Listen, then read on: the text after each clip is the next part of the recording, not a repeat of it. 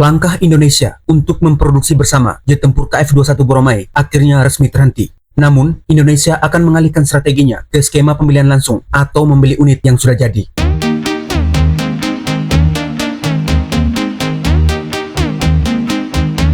Keputusan pembatalan ini diumumkan oleh Kementerian Pertahanan Republik Indonesia melalui Kepala Badan Logistik Pertahanan Marsikal Madya TNI Yusuf Jauhari pada Juni 2026. Keputusan ini merupakan puncak kompromi sekaligus resolusi akhir setelah bertahun-tahun program ini terjebak dalam drama penundaan pembayaran, negosiasi ulang anggaran, dan berbagai isu sensitif lainnya.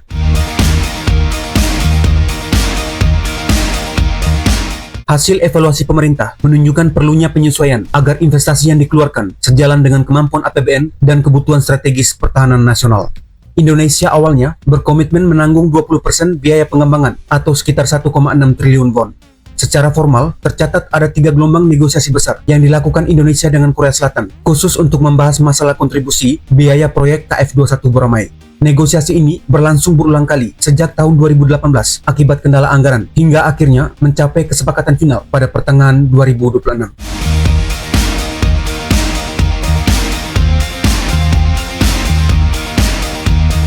Selain masalah anggaran, pembatasan akses bagi teknisi Indonesia terhadap beberapa kegiatan sensitif dan teknologi kunci dalam program pengembangan ini juga menjadi salah satu alasan mengapa penyesuaian porsi kerjasama ini dinilai sebagai langkah yang rasional.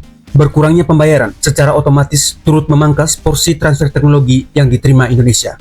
Teknisi Indonesia dilarang mengakses beberapa komponen kunci seperti radar AESA dan sistem sensitif lainnya karena regulasi ekspor teknologi militer Korea Selatan. Kerjasama ini sempat pula diguncang isu miring ketika beberapa teknisi Indonesia di fasilitas Korea Aerospace Industries diperiksa atas tuduhan menyimpan data proyek secara ilegal.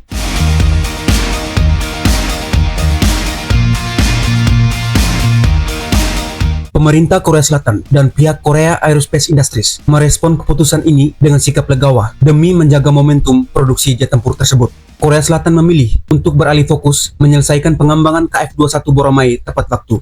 Dengan dipangkasnya kontribusi Indonesia dari 1,6 triliun won menjadi hanya 600 miliar won, pemerintah Korea Selatan dan KAI setuju menanggung sisa kekurangan dana yang signifikan demi menjaga stabilitas proyek dan kredibilitas ekspor mereka di pasar global.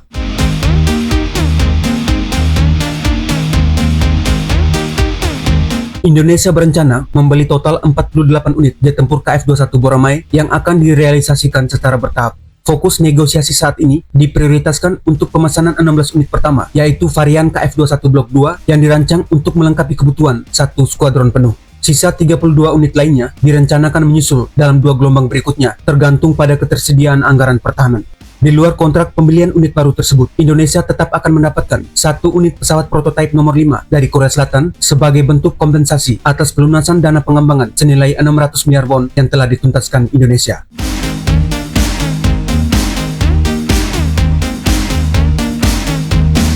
Selain Indonesia, ada beberapa negara Asia Tenggara lain yang sangat berminat membeli jet tempur KF-21 Boramae dengan Filipina sebagai calon pembeli paling agresif dan konkret saat ini. Filipina sedang bernegosiasi intensif dengan Korea Aerospace Industries dan berencana mengakuisisi 12 hingga 20 unit KF-21 Boramae. Seoul bahkan menawarkan skema pembiayaan preferensial untuk mempermudah Manila memboyong jet tempur ini dengan target pengiriman antara tahun 2027 hingga 2029.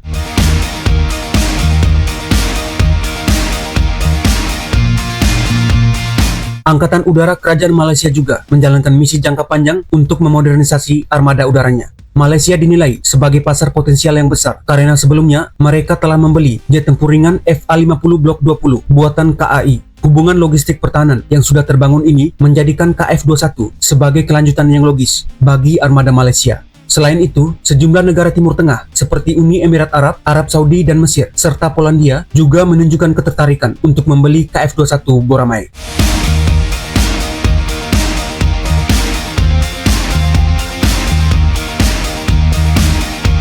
Keputusan beralih ke skema beli jadi yang saat ini masih dalam tahap penjajakan kontrak baru dinilai sebagai titik temu terbaik bagi kedua belah pihak.